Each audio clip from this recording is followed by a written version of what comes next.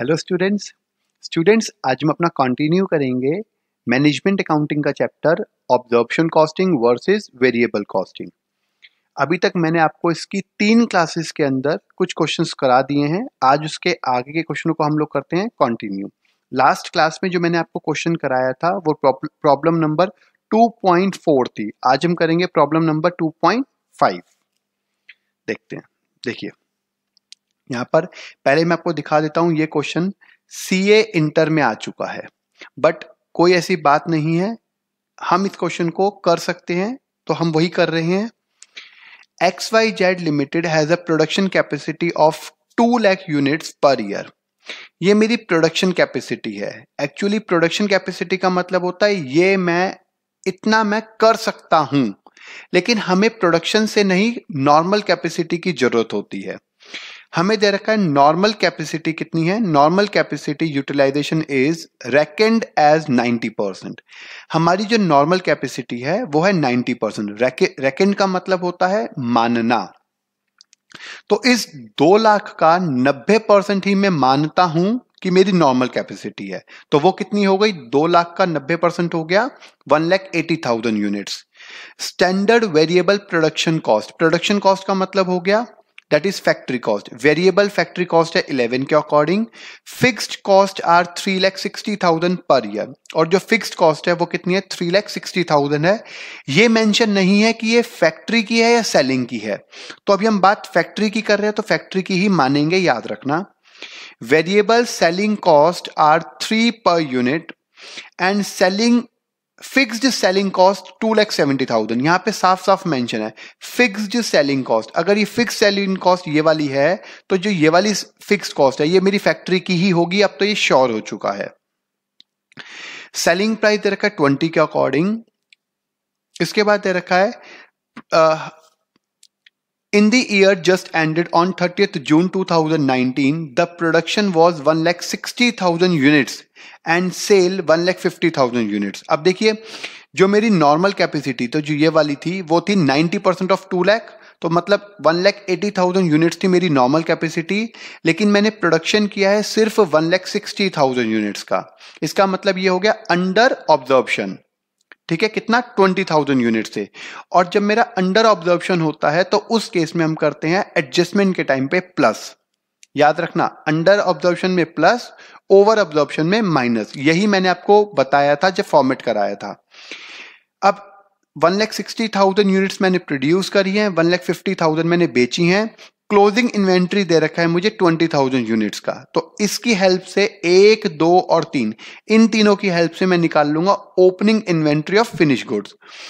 The actual variable production cost for the year were 35,000 higher than the standard.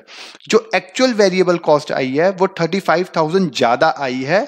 याद रखना, actual variable cost 35,000 ज्यादा आई है जो हमारी स्टैंडर्ड थी। इसकी क्या एडजस्टमेंट होगी वो मैं आपको भी करके दिखाता हूं। चलिए, क्वेश्चन हमने अच्छे से पढ़ लिया है। अब हम करते हैं, यहां पर है मेरे पास सबसे पहले सेल कितना दे रखा है? सेल है मेरे पास 1,50,000 यूनिट्स है, और इनटू में 20 के अकॉर्डिंग दे रखा है, तो ये तो हो गया 30 लाख रुपीस की सेल हो गई। ठीक है, यहां पे इसको हम कर देते हैं क्लोज। अब हम लिखते हैं यहां पे production cost.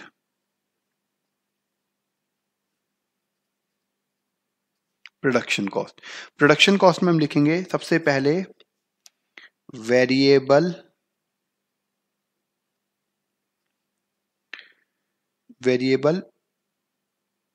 Factory cost. Variable factory cost, और इसको निकालने के लिए हम क्या करते हैं, ध्यान से देखना। 1,60,000 यूनिट्स मैंने बनाई हैं, और 1 यूनिट की कॉस्ट है यहां पर, अगर मैं आपको दिखा दूं 11 के अकॉर्डिंग, तो 11 के अकॉर्डिंग तो ये है। और फिर प्लस करेंगे हम यहां पर। वो प्लस क्या कर रहे हैं? उसने बोला है एक्चुअल वेरिएबल कॉस्ट 35,000 ज्यादा आती है स्टैंडर्ड से। तो यहां पर हम क्या करते हैं, 35,000 यहां पर हम इसको हम ऐड भी कर देंगे, ये याद रखना है आपने। ठीक है, तो क्या हो जाएगी ये कॉस्ट, देखेंगे 1,60,000 इंटू 11 ये आ गया, और प्लस 35,000 तो ये आ गया 17,95,000 हो जाएगी ये वाली सबसे पहले कॉस्ट, 17,95,000 हो जाएगी। ये थी यहां पर 35,000 की एडजस्टमेंट। इसके बाद अब हम यहां पे लिखेंगे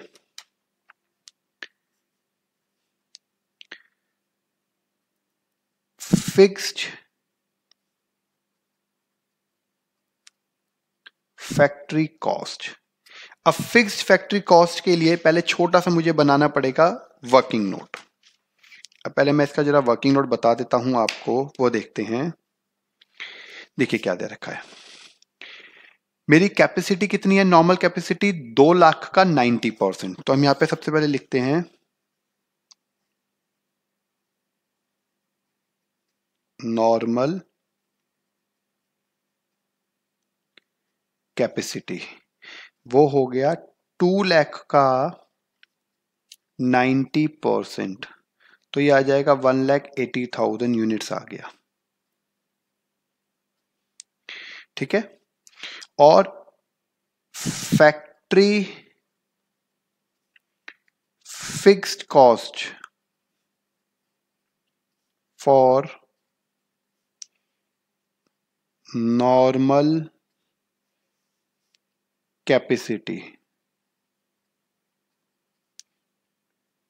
इज रुपीज, कितनी दे रखी है, वो दे रखी है 3,60,000।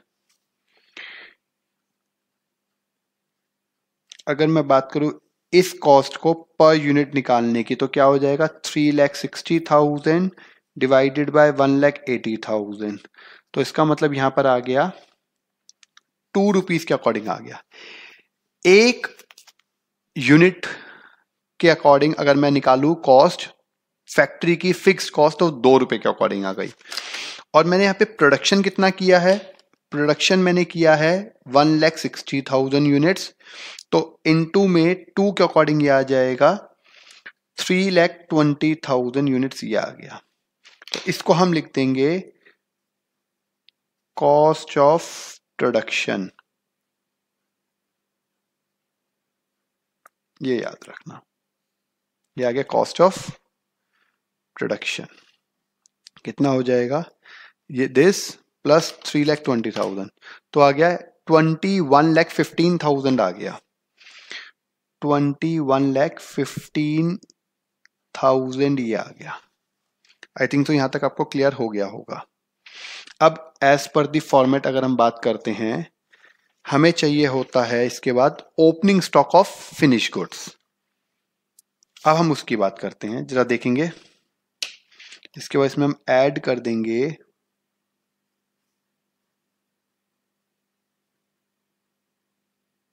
Opening stock of finish goods. अब वो कितने हैं, अब इसके लिए फिर मुझे एक वर्किंग नोट बनाना पड़ेगा, वो देखते हैं। वो होता है sale is equal to opening finish goods plus production और माइनस क्लोजिंग फिनिश गुड्स। ये सारा यूनिट्स में होता है, ये बात आप याद रखना। सेल मुझे दे रखा है 1,50,000 यूनिट्स दे रखा है, ओपनिंग मुझे निकालना है, प्लस प्रोडक्शन दे रखा है 1,60,000 यूनिट्स, और क्लोजिंग दे रखा है मुझे 20,000 यूनिट्स। ये माइनस हो जाएगा 140, इधर जाके माइनस हो गया, तो ओपनिंग आ गया मेरे पास, ओपनिंग फिनिश गुड्स आ गया, ये 140 इधर जाके माइनस हो गया, तो आ गया 10,000 यूनिट्स आ गया,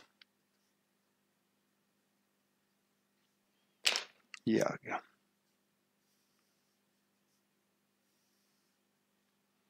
ठीक है, ओपनिंग आ गया 10,000 यूनिट्स।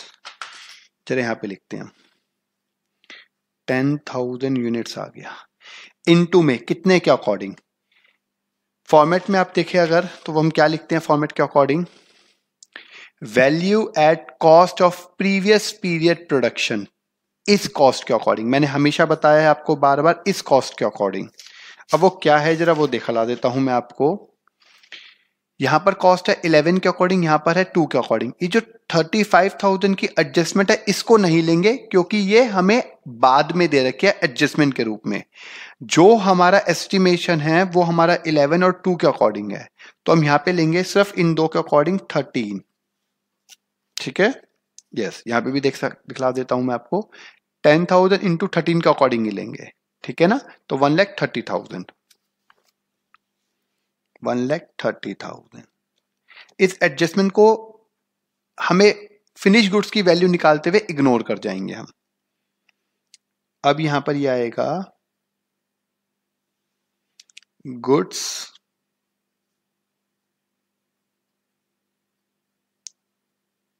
Available for sale. अब कितना आ गया, इसमें प्लस कर दिया हमने 1,30,000, तो आ गया 2245, 2245 ये आ गया। ठीक है, इसके बाद हम लिखते हैं यहां पे माइनस कर देंगे, लेस कर देते हैं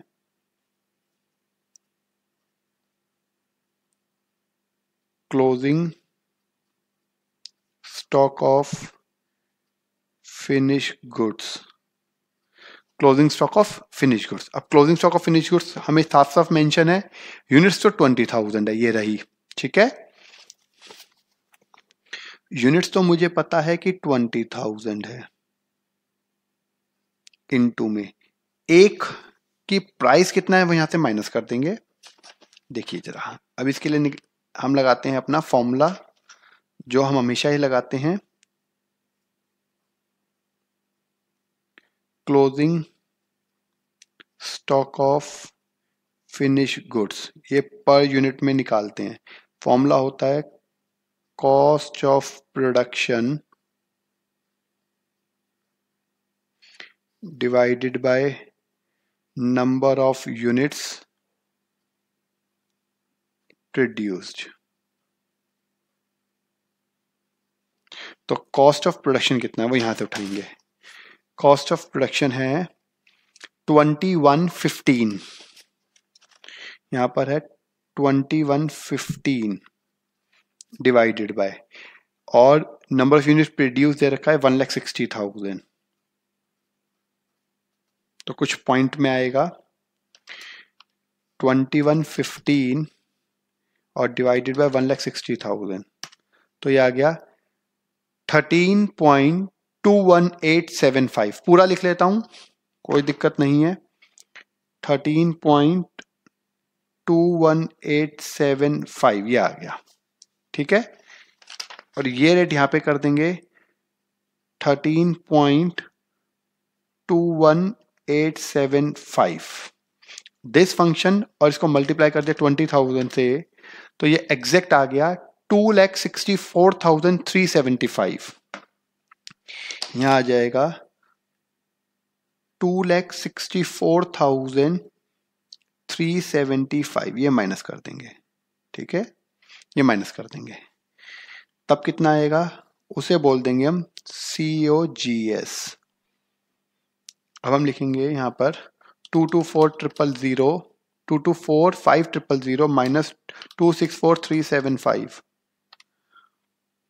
तो ये आंसर आ गया 19,80,625। एक बार चेक कर लेते हैं, देखेंगे बिल्कुल ठीक है, 19,80,625, तो ये आ गया 19,80,625, ये आ गया, COGS आ गया। ठीक है, अब एज पर द फॉर्मेट अब हमें करनी है एडजस्टमेंट। यहां देखेंगे कितनी है वो देखेंगे यहां पर, क्योंकि ये है अंडर ऑब्जर्वेशन है, तो ये हमारे को होगा ऐड। यहां पर अब हम कर देते हैं इसमें ऐड, और वो है under absorption of fixed factory cost. अब वो कितनी है, अब देखेंगे। देखो जो मैंने यहाँ पे वर्किंग नोट बनाया जरा वो देखते हैं। यूनिट्स है मेरे पास, देखेंगे यहाँ पर कितनी है यूनिट्स है मेरे पास 1,80,000 जो मेरी नॉर्मल कैपेसिटी है, लेकिन मैंने जो प्रोड्यूस किया है वो किया है 1,60,000, तो डिफरेंस आ गया 20,000 का, और एक यूनिट है 2 के अकॉर्डिंग, तो कितने की एडजस्टमेंट होगी, ये एडजस्टमेंट आ जाएगी 1,80,000 माइनस 1,60,000, तो डिफरेंस कितना आ गया, डिफरेंस आ गया 20,000 इंटू में एक यूनिट है 2 के अकॉर्डिंग, वो मैंने 2 के अकॉर्डिंग यहाँ पे बता भी दी है ऐसे, ठीक है। तो यहाँ पे जो हमें एडजस्टमेंट करनी पड़ेगी वो कितनी आएगी 40,000 की, और ये इसमें ऐड हो जाएगा क्योंकि ये अंडर ऑब्जर्वेशन है। अब इसके बाद ये इसमें ऐड कर दिया 40,000, तो आ गया 20,625 20,2625 ये आ गया। अब एज पर दी फॉर्मेट अब हमें क्या करना है, ऐड कर देंगे selling and distribution and administration cost. देखिए वो क्या क्या है, यहां दे रखा है मुझे वेरिएबल सेलिंग कॉस्ट है 3 पर यूनिट के अकॉर्डिंग, और फिक्स्ड सेलिंग कॉस्ट है 2,70,000 की। तो यहाँ पे अब हम ऐड कर देते हैं, हम ऐड कर देंगे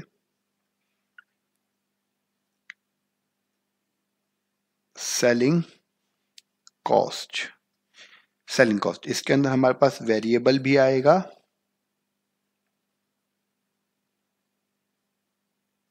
और फिक्स्ड भी आएगा, ठीक है। अब वो देखते हैं, देखिए मैंने बताया था यहां पर हम जितनी यूनिट सेल करते हैं हम उतने के अकॉर्डिंग लिखते हैं, तो वो आ जाएगा, हमने सेल करी है 1,50,000 यूनिट्स इंटू में 3 के अकॉर्डिंग, तो 4,50,000 का तो ये आ गया, और ये फिक्स्ड दे रखा है 2,70,000, तो 7,20,000 ये आ गया, ठीक है। इसके बाद एज पर द फॉर्मेट हमारा क्या आता है, ये कॉस्ट है और ये इसमें ऐड हो गई, तो ये आ गई total cost, this plus this, इसी के अंदर प्लस कर दिया 7,20,000, तो आ गया 27,4625, 27,4625 ये आ गई। अब मुझे निकालना है यहां पर प्रॉफिट, वो आ जाएगा प्रॉफिट, और प्रॉफिट कितना आ जाएगा, प्रॉफिट आ जाएगा सेल माइनस टोटल कॉस्ट, वो है 30 लाख माइनस 27,4625, तो इसमें से माइनस कर देंगे 30 लाख क्योंकि सेल 30 लाख की है, तो 2,59,375 आ गया, 2,59,375 आ गया। अगर मैं आपको दिखाऊं तो ये आप देख भी सकते हैं, ये रहा 2,59,375 ये आ गया है, ठीक है। ये देखिए अब हम चलेंगे नेक्स्ट की तरफ, अब वो देखते हैं, समझ में आ गया होगा ये वाला। देखिए अब हम यहाँ पे बनाएंगे, इससे नेक्स्ट है अब हमारे पास यहाँ पर ये है हमारे पास वेरिएबल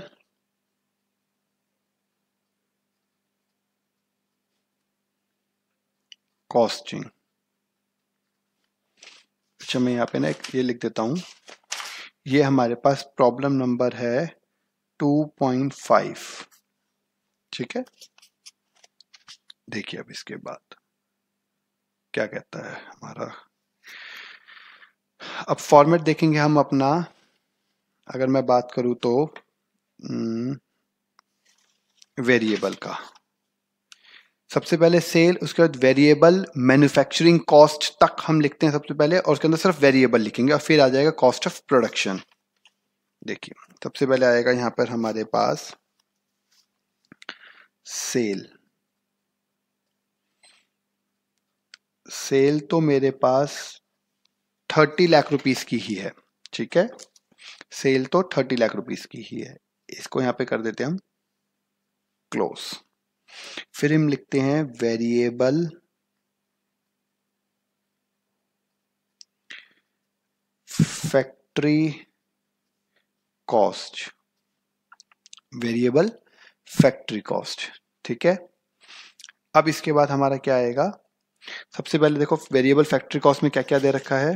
अगर हम बात करेंगे वेरिएबल में दे रखा है 11 रुपीज के अकॉर्डिंग, ये देख रखा है ये वाला, और ये हमारी हायर कॉस्ट अलग से है, ठीक है। तो यहां पे हम लिखेंगे प्रोडक्शन किया है हमने,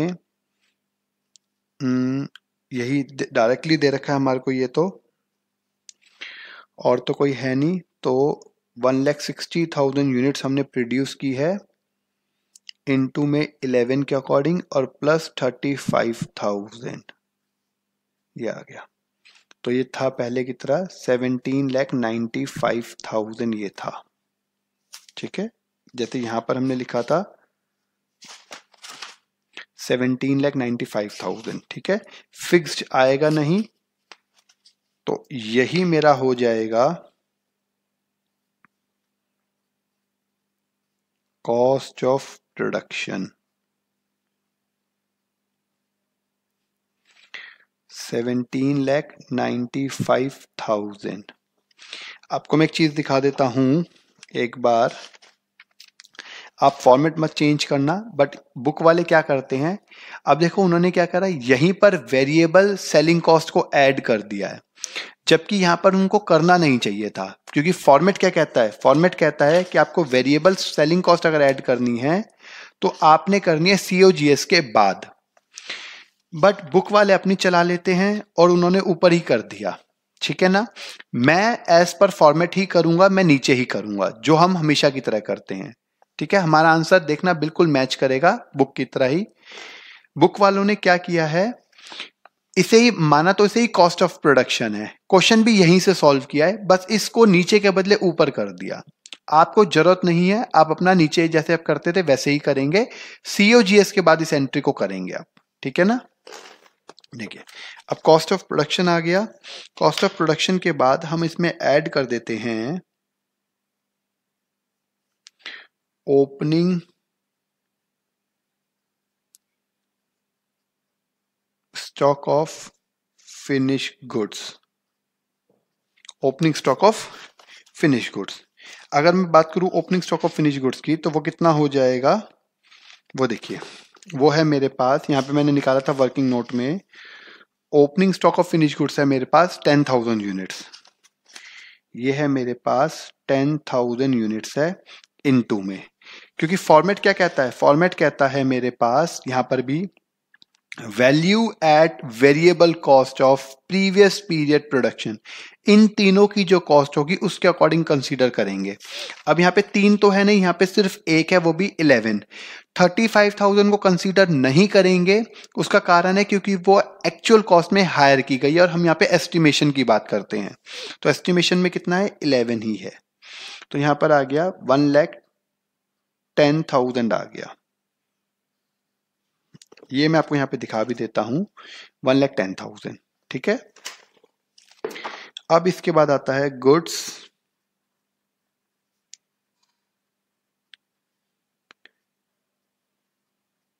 अवेलेबल फॉर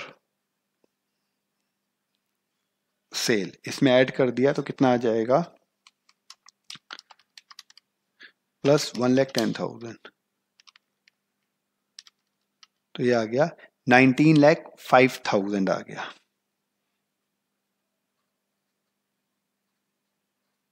इसके बाद हम यहां से माइनस कर देते हैं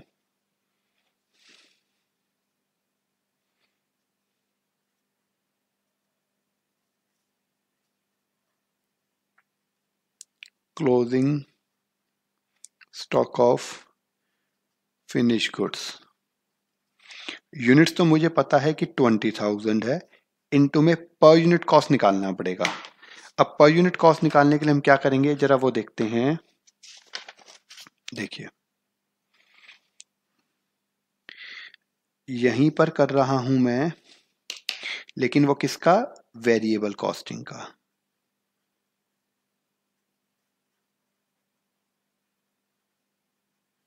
वेरिएबल कॉस्टिंग का।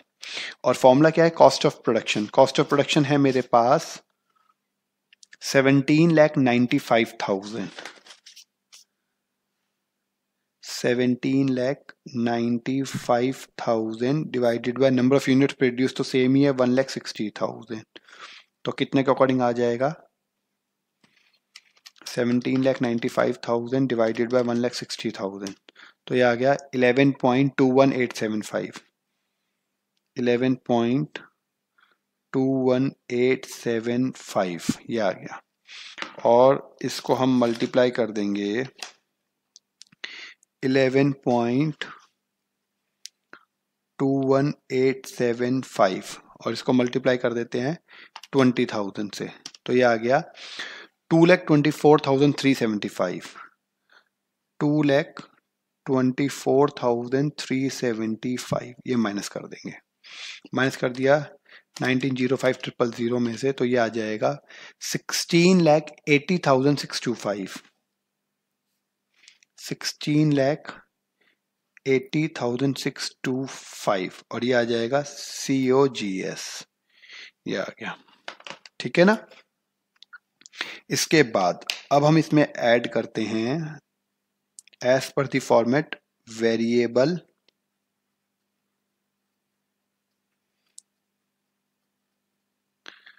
Selling cost. अब वेरिएबल सेलिंग कॉस्ट कितनी है जरा वो देखते हैं, वो देखेंगे। वो है हमारे पास वेरिएबल सेलिंग कॉस्ट है, variable selling cost 3 per unit के अकॉर्डिंग है, ठीक है। तो यहां पर हम ये लेंगे variable selling cost 3 per unit के अकॉर्डिंग, इसको यहां पर कंसीडर करेंगे।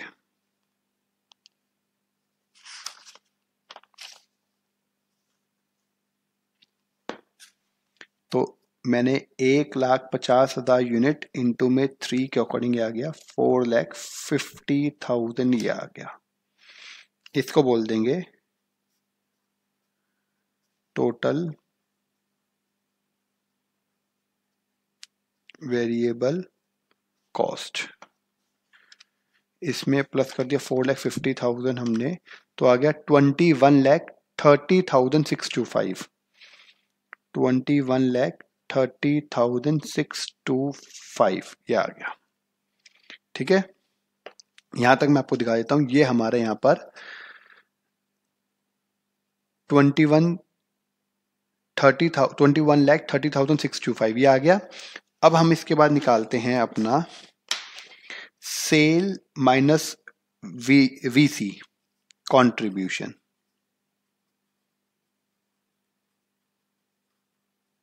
वो हम लिखते हैं सेल माइनस टोटल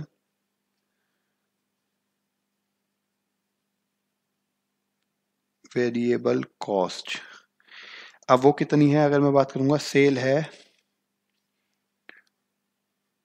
30 लाख रुपए की और माइनस वेरिएबल कॉस्ट है 21,30,625, तो माइनस कर दिया 30,000 से, तो आ गया 8,69,375। 8,69,375। इसके बाद हम माइनस कर देंगे फिक्स्ड कॉस्ट। फिक्स्ड कॉस्ट, अब फिक्स्ड कॉस्ट कितनी होगी, फिक्स्ड कॉस्ट हम लेंगे फैक्ट्री के अकॉर्डिंग और सेलिंग के अकॉर्डिंग।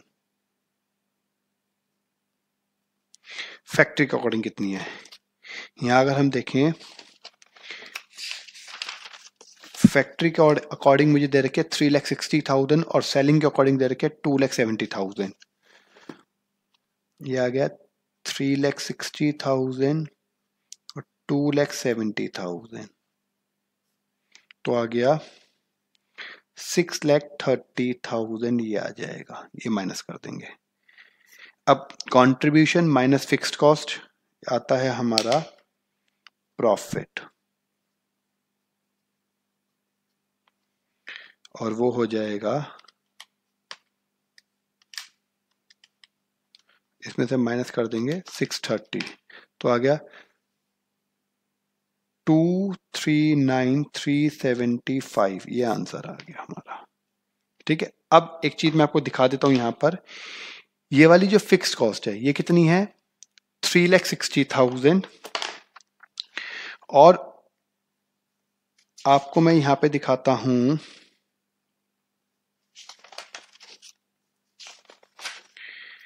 यहां पर कितनी आई थी, देखो फिक्स्ड फैक्ट्री कॉस्ट है 3,20,000 और हमने ऐड कर दी थी 40,000 अंडर ऑब्जर्प्शन के लिए, तो 320 और 40 360, यहां पर भी आनी तो 360 थी, क्योंकि यहां पर हम वही कॉस्ट लिखते हैं वेरिएबल के टाइम पर जो हमारी नॉर्मल कैपेसिटी की दे रखी होती है, तो हमने वही लिख दी, आनी तो सेम, ये मैंने बता दिया था आपको, और ये हमारा आंसर है।